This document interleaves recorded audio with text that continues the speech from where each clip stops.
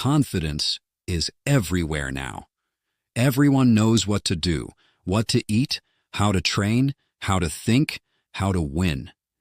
It sounds strong, but something about it feels crowded. This video is not advice.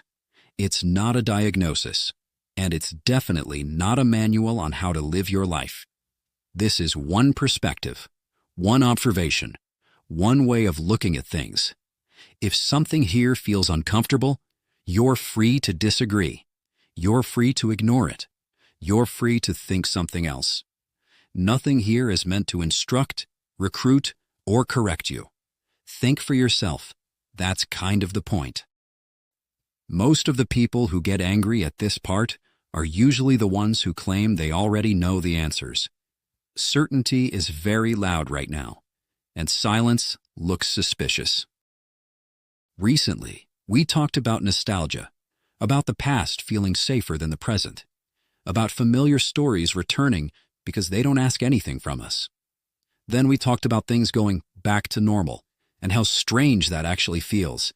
Different topics, same pattern. One looks backward, the other pretends everything is fine, but both do the same thing.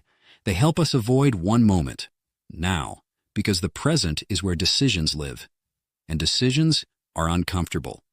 So instead of sitting with that discomfort, we found something else, something louder, stronger, more confident. It's interesting how quickly culture replaces one escape with another. When nostalgia stopped working, certainty took over. Not the quiet kind, the performative one. The promise is simple: clarity, discipline, control.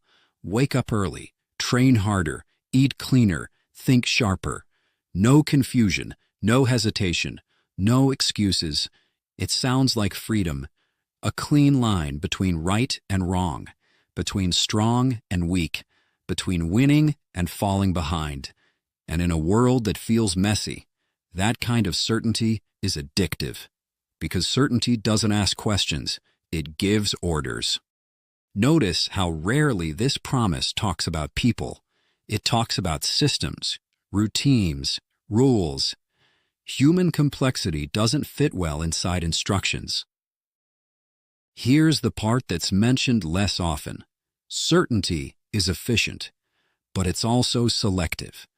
It keeps what's useful and quietly removes what slows you down. Doubt, contradiction, people who don't fit the plan. At some point, the discipline stops being a tool and starts being a filter.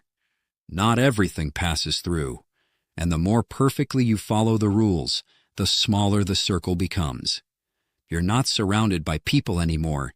You're surrounded by tasks. The architect asked me if this part sounds unfair. I told him it doesn't sound unfair. It sounds familiar. Certainty always claims it's about strength, but it mostly reorganizes who's allowed to stay close. Sometimes this channel sounds calm. Sometimes it sounds ironic. Sometimes it sounds uncomfortable. That's not accidental. Punchline protocol is just one side of the conversation, the part that speaks in public.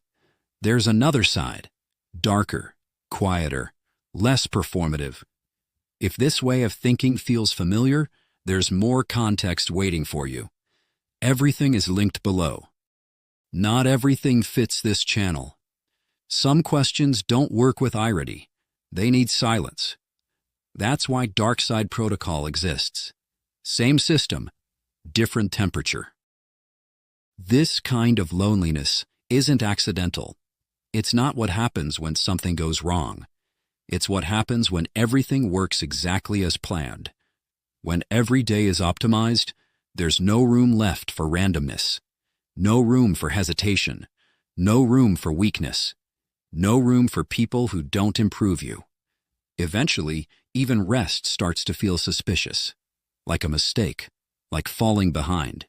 So you keep going, not because you're inspired, but because stopping would mean facing what's been quietly removed along the way.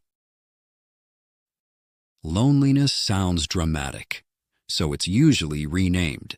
Focus, independence, self-mastery, better words, cleaner words, easier to live with. Strength is usually measured by resistance, by weight, by pressure, by how much you can handle. But there's another measure that's rarely mentioned. What happens to strength when no one is there to see it? When there's nothing to prove, no audience, no scoreboard? Without witnesses, strength doesn't disappear, but it changes. It stops being about domination and starts feeling like endurance. Quiet, private, heavy. And that's the moment when a lot of people realize they've built something impressive, but there's no one left inside it with them. Most systems reward visible effort. They rarely reward presence. It's easier to train harder than to stay emotionally available. Easier to push forward than to let someone slow you down. So maybe the question isn't whether this makes you strong. Maybe the question is what kind of life that strength is protecting. Because strength that never rests doesn't just keep you moving, it keeps you alone. And if no one is allowed close enough to see you without the performance, what is all that strength actually for? If this made you stop for a second, that's enough. New conversations arrive here regularly. No rush, no pressure. You know where to find them. This channel isn't built to convince anyone. It's built for people who already feel the tension and don't need it explained.